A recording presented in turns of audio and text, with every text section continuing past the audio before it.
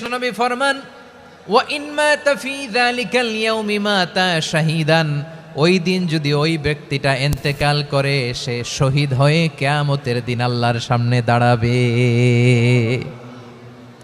সকালবেলা যদি পড়েন 3 বার আউযু বিল্লাহিস সামিল আলিম মিনাশ শাইতানির রাজিম 3 বার পড়ে সূরা হাশরের শেষ 3 আয়াত যদি তেলাওয়াত করেন, তাহলে আপনার জন্য আল্লাহ তাআলা 70,000 ফেরেশতা নিয়োগ করবে।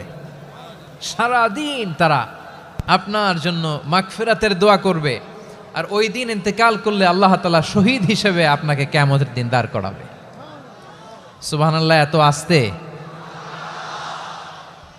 আবার সন্ধ্যাবেলায় যদি পড়েন, সারা রাতের জন্য 70,000 ফেরেশতা মাগফিরাতের দোয়া করবে। ওই রাতে মারা গেলে শাহাদাতের মৃত্যু নসিব হয়ে যাবে। এজন্য এই দোয়াটা পড়ার দরকার আছে না নাই? আযকারুস সাবাহি ওয়াল মাসা, সকাল সন্ধ্যার যে জিকির, এই জিকিরের অন্তর্ভুক্ত করে নেবেন এই ওয়াজিফাটা।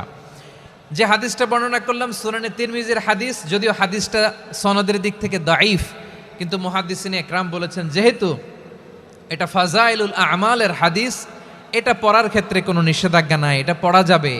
সো সকাল সন্ধ্যা যদি সুযোগ হয় এই ওয়াজিফাটা যেন আমরা পড়ি। এই 3টি আয়াতের ভেতরে আল্লাহ তাআলা তার 14টি গুণবাচক নাম উল্লেখ করে দিয়েছেন। কয়টি? আওয়াজ করে বলেন তো, যারা শুনতে পেয়েছেন বলেন, এই 3টি আয়াতের মধ্যে আল্লাহর কয়টি সুন্দর সুন্দর গুণবাচক নাম আছে বলেন তো? কয়টি? সবাই বলেন কয়টি? 14টি গুণবাচক নাম, চমৎকার চমৎকার নাম। যে নামগুলো যদি আমরা আজকে পড়ি, শুনি, জানি, আল্লাহ তাআলা সম্পর্কে ব্যাপক ধারণা, ইন ডেপথ, আমার রব সম্পর্কে ইন ডেপথ নলেজ নিয়ে আজকে আমরা ফিরতে পারবো ইনশাআল্লাহ। বলেন সবাই। আসুন আমরা আল্লাহ তাআলার এই চমৎকার চমৎকার 14টি নামের ব্যাখ্যা বিশ্লেষণ আজকের এই তাফসীর ময়দান থেকে জানি। প্রিয় ভাইয়েরা, আল্লাহর অনেক সুন্দর সুন্দর নাম আছে। আমাদের উচিত এই নামগুলো দিয়ে আল্লাহকে ডাকা। ভাই, তোমরা যদি ড্রোন একেবারে আমার মাথার সামনে নিয়ে আসো তাইলে হবে? একটা নিরাপদ দূরত্বে রাখতে হবে, এই ড্রোনের সাউন্ড যেন আমি না পাই। সেফ জোনে থাকতে হবে, দূরে থাকো।